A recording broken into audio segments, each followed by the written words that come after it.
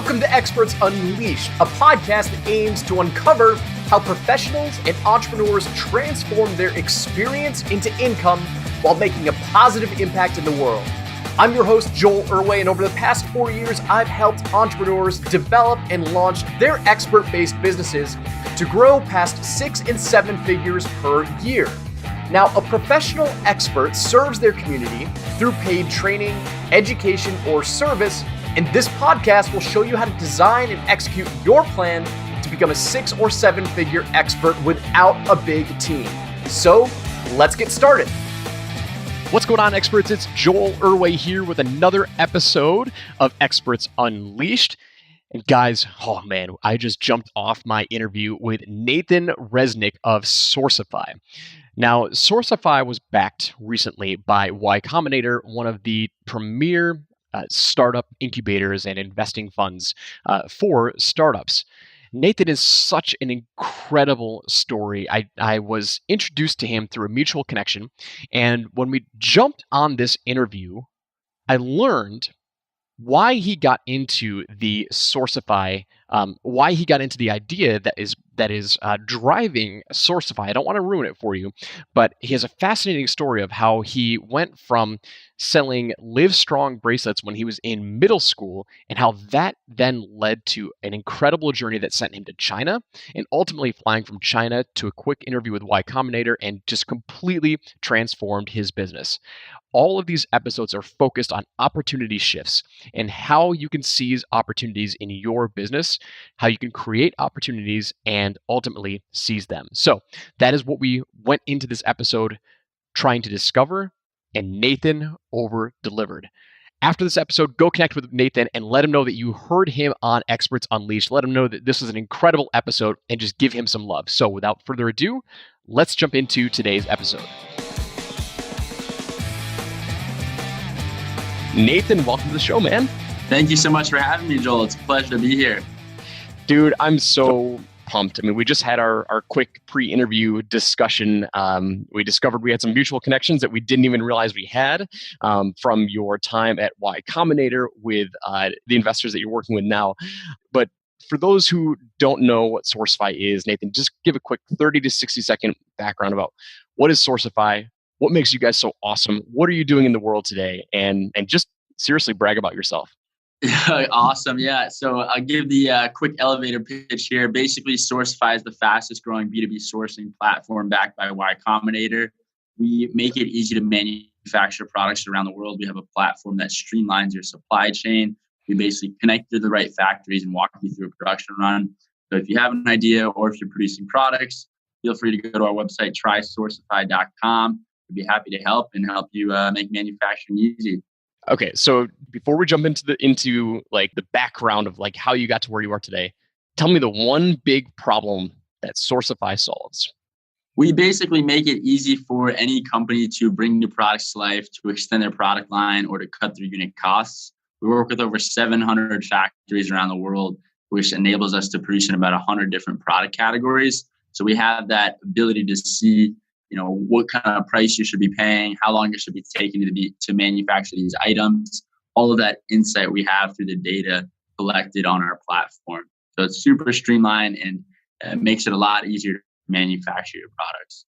Fantastic, dude. So as my listeners know, the whole purpose of Experts Unleashed is to talk about not even just the genesis story, but talk about the journey of how you discovered opportunities and how we can connect the dots with what your history is with life and how your experience got you to where you are today with Sourcify. So what I want to do is I want to rewind it, and I want to go back to like the first experience you had with any sort of entrepreneurship, and we'll start to kind of piece together the dots to what led you to where you are today. So take us back to middle school, right? So what happened in middle school? Yeah.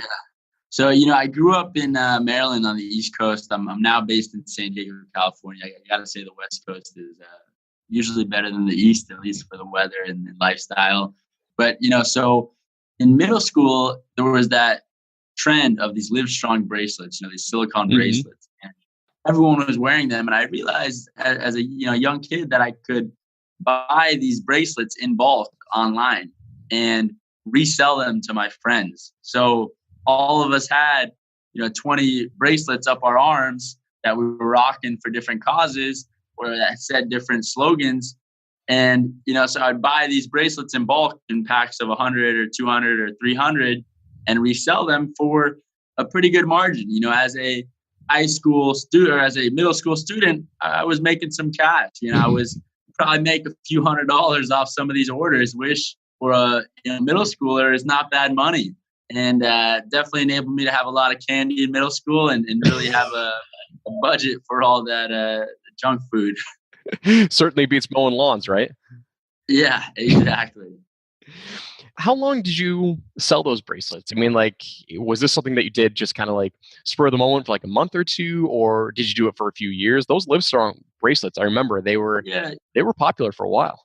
Yeah, it really kind of trended into this thing where at the time too, my mother was working for the Autism Society of America doing their fundraising, and they ended up creating bracelets as well. And that became like their most successful fundraising campaign where they just, sold these bracelets online for a few dollars.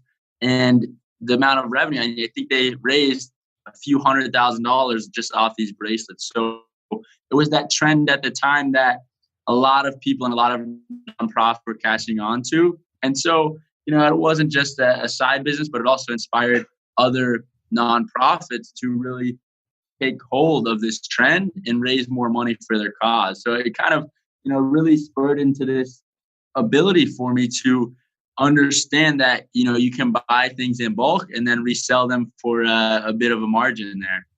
How did you figure out that you could buy them in bulk? Like, most kids aren't just thinking about that, right? It's not like, Right. So where did that come from? I think I was always active on some of these online marketplaces and realized, I think I might have just been scrolling one day and said, hey, like I'm going to buy these for all my friends and then sell them for a bit of money. I think 1 and 2 just kind of clicked in my head.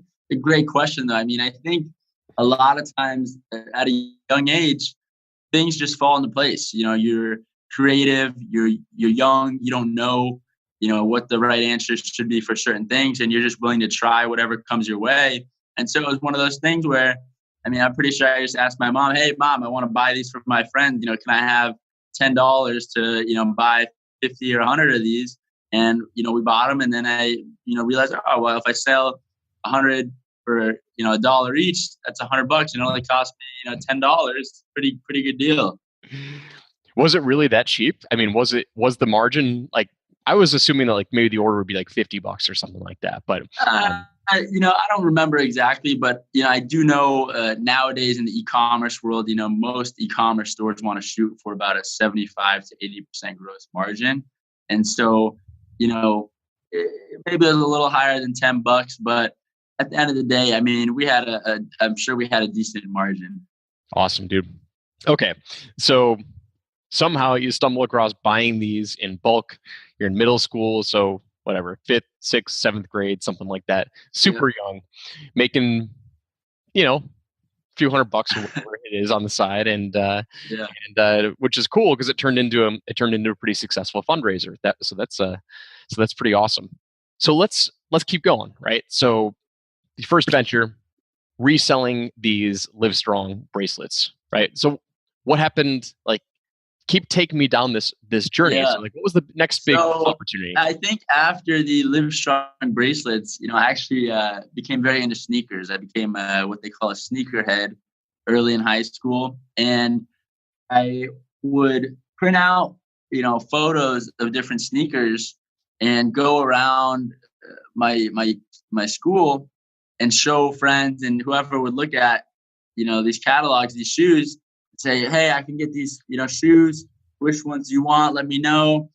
And so I would just basically become someone's like sneaker hunter almost, where I'd find the shoes for them online, and people would either pay me to find them the right shoes in the right size, or I would buy them for them and then resell them for a bit of a margin as well. And so, looking back on it, I didn't realize how big this market was, but, now you have websites like nicekicks.com and, Flight Club that really have created multi-million-dollar companies through the sneakerhead market. And so I was, somewhat of an early and young sneakerhead that was really into Nike SBs especially, and never really realized the potential of that market because I was, just printing out catalogs and selling secret sneakers to friends and attending some different, sneaker trade shows that at the time were very small. And, now you have multi-million companies that are really a stronghold in the industry. And so it's always cool to look back on what opportunities, potentially would have come up if I had really, realized the potential of each industry rather than just thinking, a little bit smaller. And, after the sneakers, it was, I was early in high school. And so my sister was studying Spanish and, you always got to be different than your siblings. So I decided to study Mandarin Chinese in high school. And really, I was always very interested by the language and culture. Something hit a chord with me about China and the growth of the global economy, where I ended up committing to spend a year in China, fully immersed as one of 48 American high school foreign exchange students living with the host family that didn't speak English and attending a local Chinese high school during my junior year of high school. So I went over there, having never been to Asia, let alone, China before, and spent a full year, wearing my Chinese high school uniform every day and riding my bike to school every day and learning the language. I mean, I speak fluent Mandarin now and really have a great understanding of the culture by living with the host family for that long. And I still keep in touch with them today. There's the Chinese festival going on right now, and it's amazing to have this global international connection with the family. And that year, I became really just fascinated by the power of these factories to produce all sorts of products. So, on the weekends, my friends and I there would go to the local markets, and there, at the time, and you still do, you had a lot of knockoff items.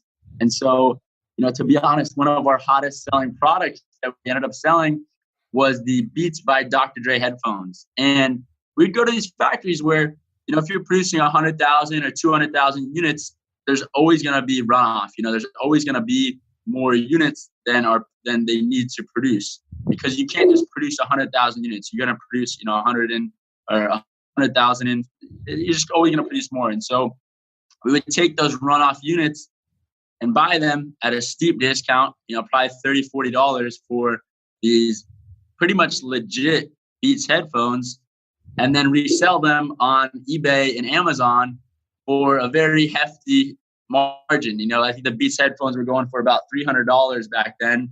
And, in high school, we probably made a few $1,000s just off that product alone. It wasn't a ton of money, but for us in high school, it was pretty fun and enabled us to see on the ground floor how these products are actually being produced. And so, really, as that dynamic grew, I always wanted to create my own product and felt the urge to. I didn't want to sell someone else's product.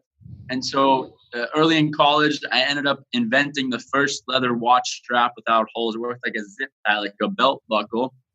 And we grew that to a 6-figure store on Shopify in the first year, the company called Yes Man Watches.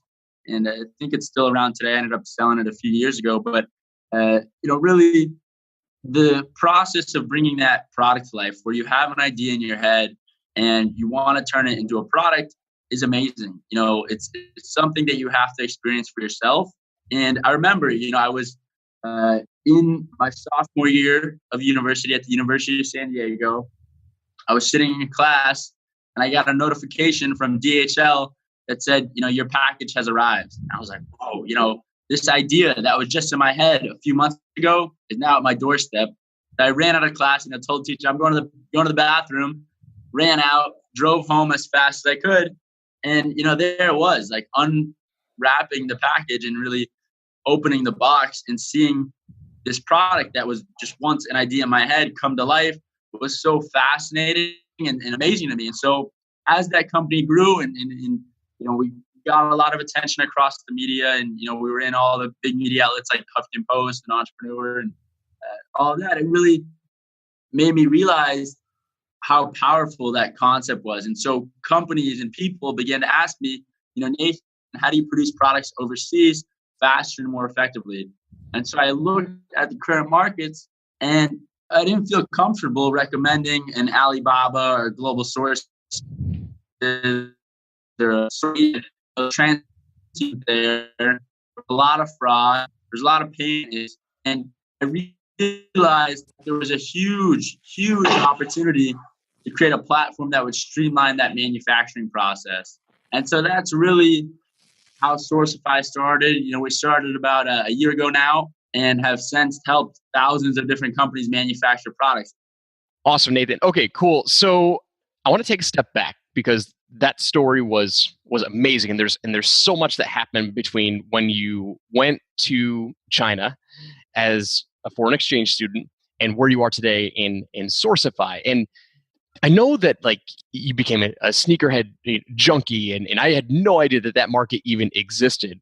And so I know as entrepreneurs and as experts, right? Once you catch the entrepreneur bug, like it never goes away. So when you're in China, were you still doing, kind of make money opportunities? What were you doing to, do side hustles, or, were you just really focused on going to school? Yeah, I always had a side hustle. I was rarely focused on going to school. I really didn't spend much time in class and didn't spend much time focusing on homework. I was always thinking outside the box and really, figuring out different ways to grow and learn. Because I think, in the classroom you can learn about things, but learning about things doesn't really, teach you how to do things. So I realized that there's a huge opportunity to really understand how to do things. You've got to actually do them yourself. You can't just wait for it to happen. You had mentioned, as you're talking about runoff and your Beats by Dre being one of your best-selling items. So something has to happen in China where, do you just walk into these manufacturing plants and start asking questions? Like, how do you discover that there is runoff? How do you, what's happening while you're in China that gets you these connections with these suppliers or manufacturers? Like, tell me a little bit about that. Yeah, totally. The whole dynamic behind our factory relationship stems, number one, from my experiences manufacturing in Asia. Number two, from our teams. We have a team that has a plus years of manufacturing. And also from trade shows and word of mouth. The nice thing about what we do at Sourcify is we become, one of the main sources of leads of business for these factories to produce products. And so there's a huge opportunity for them to grow their business. And that's when they tell their friends. So they really tell their friends about Sourcify and get excited by the power that we put in their hands to expand their business. We're becoming some of their main lead flow sources for these factories, and that enables them to grow, and they start to tell their friends about Sourcify. And so that's really been one of the ways we've been growing. So you mentioned that you're a lead flow source for the manufacturers, right? Right. There has to have been a problem there on the manufacturing side. Yeah, great point. And here's what a lot of people don't understand about manufacturing is if you're a factory right now, how do you get new business? You either go onto these marketplaces like Alibaba or Global Sources, or you go to trade shows, around the world. You're spending $50,000 to $100,000 to get this new business, but the problem is the quality of those leads that you're getting is horrible. 100 leads through Alibaba, less than 2% actually end up in a production run. And so these factory bosses so fed up, so much money on 10, 20, 30 plus sales reps trying to see which buyer, which company is acting in production. And so for us, we decided to align our platform and marketplace with buyers. And then these buyers don't get out until we know you're ready to go on a product and produce it. And so that enables us to limit the back and forth and ensure that the leads that we send these factories are the highest quality possible. So how did you discover that they had that problem in the marketplace? Did you discover that when you were in China? Where did that problem come up? Like, how did you discover it? It's, number one, I discovered it myself, where if I'm a e-commerce entrepreneur right now going on Alibaba or going on global sources, I'm messaging, maybe 30 or 40 plus different potential companies to work with, and just trying to judge who responds fastest, who looks the best, which company do I think is actually legit. Whereas on the factory side, it stems from, my meetings with hundreds of different factories, because I'm able to understand both sides of the table by dealing and talking to hundreds of factories, and by being a e-commerce entrepreneur myself. What do you think is more important for the problem to solve? Being on the, on the e-commerce side or on the manufacturer's side, meaning like they need good leads? Where was the bigger opportunity for your business, to get more of the manufacturers lined up or to get more of the product e-commerce orders? Yeah, I mean, it goes hand in hand. These factories want to grow and they want new business. And, these buyers and e-commerce entrepreneurs, they want to work with the right factories. And so it's really a win-win that we bring to the table. And so that's been, the beauty of our business, is that we create such good synergies between a company and a factory that it really enables them to both have a better process. Awesome, dude. I love it. It seems like there's such a clear value proposition there that it just makes perfect sense. Like if you're in the product-based business and you want to create your own product, I mean, I have some experience in the Amazon world in private labeling, and 2 or 3 years ago I got involved in this, so I know a little bit about the issues with that. So I can totally see where the value add is. I want to pivot now, and okay, you're in China, you've got this experience now with working with these manufacturers and launching your own products. When did Y Combinator come into effect? Yeah, so Y Combinator is this amazing program where they basically run you through the fastest process you can have to grow a company and start a company. And it depends what stage you're at. Y Combinator is based in Mountain View. They've got an office in San Francisco, and they're probably the most famous startup investor in the world. They've been behind Airbnb, Stripe, Dropbox, a lot of $1 billion+ startups. And so, I always thought about applying to Y Combinator, and, in the startup world, it's holy grail, and it's an amazing opportunity. And so, we applied for the winter 2018 batch, and, the process is pretty straightforward. You apply online. I had 2 friends that had been through the program before, so I asked them about it. They told me about the program and said that I had to do it. So we applied.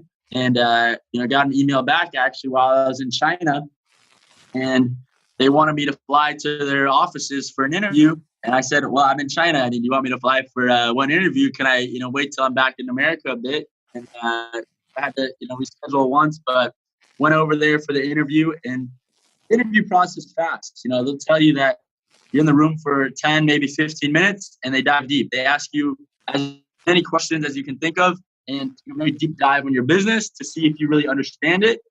And they call you the same day. They call you within a few hours if you got in. We got a call, within, I think, a few hours after our meeting. And they said, hey, we want to invite Sourcify to join Y Combinator. And it was an easy decision for us. We knew the value that they were provided. We understood how they could help us grow.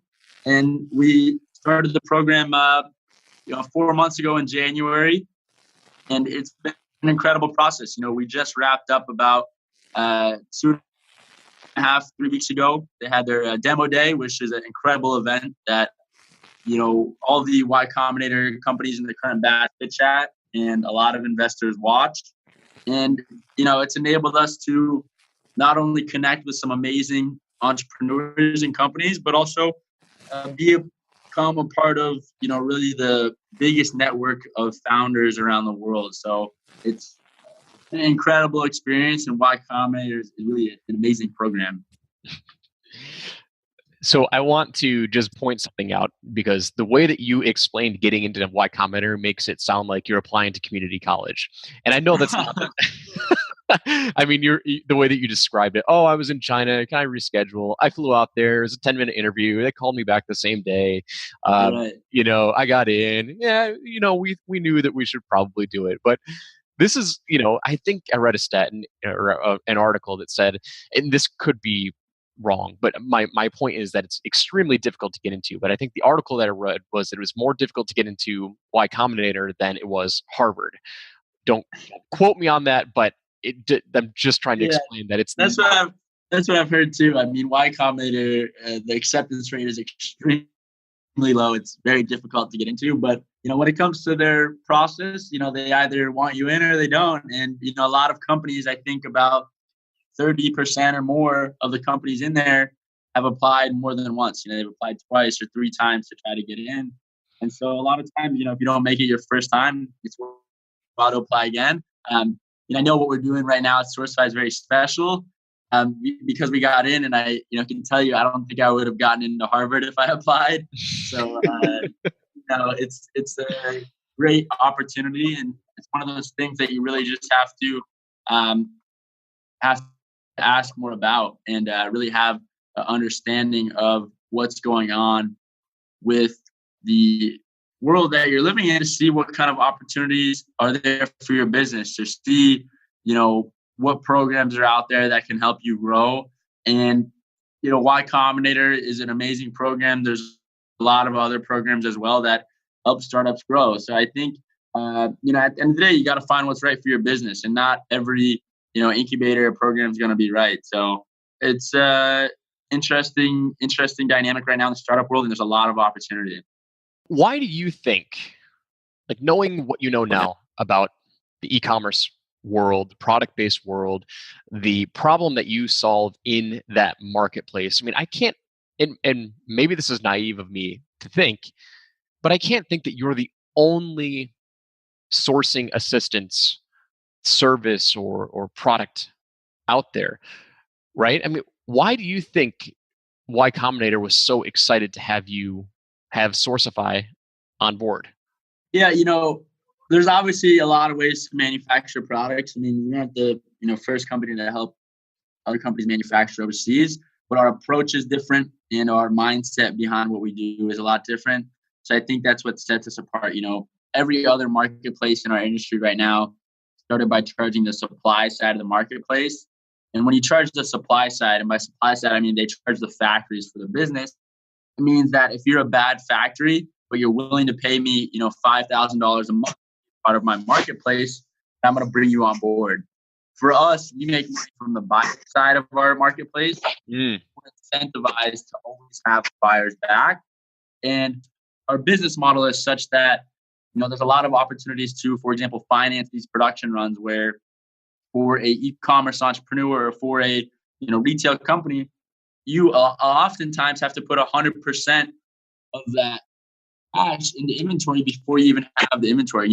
Production payment terms are typically 30% down and 70% before shipment. And so you have 100% of that cash in inventory before you even see the inventory. And so that really, hurts your cash flow in some sense. We have to pay up front for the inventory, basically. So financing is a huge, huge opportunity in the supply chain. And that's something that we'll move into next year as well. That's fascinating. So you flipped it on its head, meaning you charged the buyers to get access to this network and marketed it to the suppliers, the manufacturers, saying, okay, great. Hey, manufacturers, we know that the big problem in your industry is you get really, really crappy leads, right? And you have to fly your teams over to trade shows and spend, $100,000 to go to one of these trade shows, and your conversion rate is super, super low. Well, what if we provided you with higher quality leads, and we're not going to charge you anything, or maybe you do charge them something, I'm not sure, but the main revenue stream for you is getting, is charging the buyers. I love it, man. I mean, that's fantastic. When did you come up with that business model, that approach? Like, what was the light bulb moment saying, like, okay, when we're going to launch Sourcify, this is what we're going to do? Like, what was that instance that said, this is what we're going to do differently from everybody else? Right. I mean, for me, being in the e-commerce world for a long time and really understanding the really method behind manufacturing, it helped me understand what approaches out there hadn't been taken. And so, that's really kind of the dynamic that we've brought to the table. And looking back on our process, for me, when I was thinking of starting Sourcify, it took me probably a few months to really dive in and convince myself that this model was going to work, that we could grow to a $1 billion company using this model. And that's been the approach that we're continuing to improve, and continuing to build out. And so, I was thinking about the concept for some time before I really said, let's actually start. Let's start building this out, because every $1 billion startup you see out there didn't happen overnight. You look at everything from Slack to GoFundMe to Dropbox. It took Dropbox over 11 years to go public. And so a lot of these $1 billion companies that people think happen overnight, happen actually over 10 plus years. Mm-hmm. What do you think is the primary growth channel for you right now? Because it looks like you want to get more of those buyers on board, right? That's got to be I'm assuming that's your primary revenue stream, right? What's your primary growth channel? Like, how are you getting the word out there for Sourcify? Yeah, it's really fueled through content. So we have partnered with over 50 software companies that sell software to e-commerce stores. And, everyone from Freightos and Flexport to ShipBob and Returnly and Optimizely. And we run webinars together. We run blogs. We really focus in on the value that we provide on the manufacturing side. And then for our audience, we enable these companies to share their strengths. If people have questions about fulfillment or freight forwarding or returns, then we're going to hit up these specific companies to have them answer those questions on our blog. So it's really fueled through content marketing, SEO, and starting to build a more outbound sales strategy as well. Fantastic, dude. I want to ask one final question before we wrap this up. This has been a fantastic interview. Knowing what you know now, like, okay, Sourcify is on this incredible growth trajectory. Like, there's huge opportunity in the marketplace. Y Combinator is behind you. Knowing what you know now and where you want to take Sourcify, looking back on now where you were in middle school and all of your experiences through entrepreneurship in the young stages of your entrepreneurship career, can you single out the most impactful experience that you had that led you to be successful with Sourcify? That's a great question. I think specifically with Sourcify and with entrepreneurship in general, it's resilience. People are going to say no all the time. People are going to turn down, and people are going to say that this isn't going to work. And you have to be the one that continues to get up. You have to be the one that continues to knock on the door. Companies fail because founders quit. There's a lot of pivots that companies take that people don't realize. And really, if you fail, a lot of times it's because you quit, and I think that really having the ability and drive to continue to push forward is what's going to make you a success. So, people talk about passion and motivation and determination, which is all great. But if you don't have the ability to get back up when someone says no to you, then, you aren't going to be successful. I love that quote. Companies fail because founders quit. And that's all about knowing when to make the pivot points, right? Exactly. So where was the major pivot point that you made that was almost like, okay, I can either quit now or we ran into a serious roadblock? But what was the most difficult pivot point that you made that made the biggest impact in any of your entrepreneurial ventures? Like, just the one that comes to the top of your mind. I think right now, the decision for me to go to China in high school had a major impact on what I do today. Without having lived in China and immersing myself over there in high school, I wouldn't have been able to have the e-commerce experience and have the manufacturing experience that would enable me to start Sourcify. I guess let me clarify the question. So did you ever have points of conflict, right? Because you said we're focusing on pivot points, right? You say companies fail because founders quit. Was there ever a moment where you thought about quitting any of your ventures, even Sourcify or anything prior to it? Not necessarily, not yet. I mean, I think for one of my e-commerce companies, yes, man, I had what's kind of called founders fatigue, where you just don't get as motivated and as excited about what you're doing, and so that's something you have to figure out. How do you continue to build excitement within the company? And that's an ongoing question. You have to be excited about what you're doing, otherwise, you aren't going to be determined to work as hard. Nathan, dude, I had an amazing time learning all about what you're doing with Sourcify and your journey as an entrepreneur. I want to do a quick recap here. Your journey through your expertise and your opportunity to launch Sourcify and get backed by Y Combinator started, you were selling Livestrong wristbands in middle school, and your sister got you interested in studying a foreign language, which led you to learning Mandarin Chinese, which led you to traveling overseas to China for a year, getting all this different experience, talking to manufacturers, uncovering the opportunities that exist with sourcing products and also on the manufacturing side. And you had the brilliant idea to create a business model that was completely different than what all of the other sourcing professional companies were doing. They were charging, the big companies access to leads. And you said, hey, I want to get more qualified leads, because that's the real big problem in the marketplace is these companies are spending hundreds of thousands of dollars and getting really, really crappy leads. So let me be the lead qualifier for them. And here we are. I mean, you pitched the idea, or you created it, went to Y Combinator, they loved it, and now you're on this incredible growth trajectory. Does that sound about right? Did I miss anything in there? No, that's great. That's a great wraparound, and really appreciate you having me on. And thanks so much for the time. Yeah, man. So where can people check you out? Where can people find you? Any links? Let's do some promo.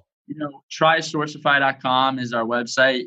You can find me, Nathan Resnick, on Twitter or LinkedIn, and always happy to connect and answer any questions people have.